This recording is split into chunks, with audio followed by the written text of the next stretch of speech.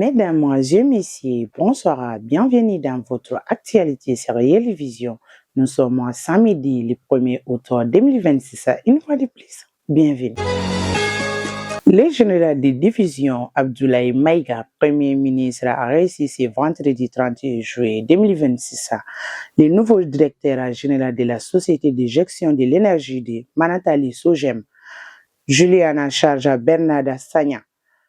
Les échanges ont porté sur les perspectives de modernisation des infrastructures, l'accélération des projets solaires et le renforcement de la coopération régionale pour la souveraineté énergétique. Les chefs du gouvernement ont rassuré le soutien les plus hautes autorités aux orientations présentées. L'état-major général des armées a annoncé que des frappes de précision ont été menées les 30 et 31 juillet contre des regroupements terroristes à Badjangara, au nord-est de Kouaroukourouou et près de Dourou, Gourmara-Ousta.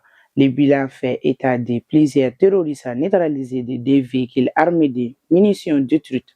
Les femmes réaffirment leur engagement à poursuivre les opérations de sécurisation sur l'ensemble du territoire national.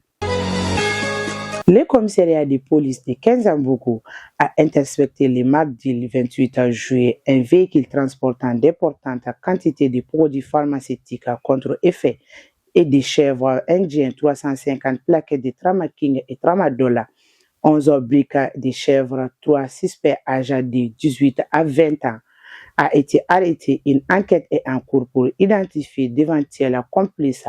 La police nationale appelle les populations à signaler tout comportement suspect via les 101. Une délégation d'experts du ministre tchadien de la Sécurité publique a rencontré jeudi à Ouagadougou le ministre burkinabé et de la Sécurité en vue de préparer une garde commission mixte de coopération. Les deux pays attendant mettre à profit leurs liens historiques pour bâtir une coopération sécurité solide et durable face à la menace terroriste dans le respect de leurs souverainetés respectives. Le président de la transition guinéenne, le général Mamadou Doumbouya, a réaffirmé que le franc guinéen reste un symbole fondamental de l'indépendance économique du pays.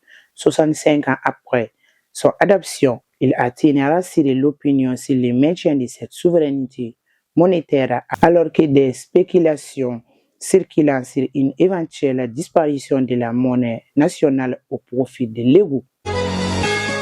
C'est la fin de cette édition. Merci de nous avoir suivis. À la prochaine pour d'autres numéros d'actualité. Bon week-end à toutes et à tous.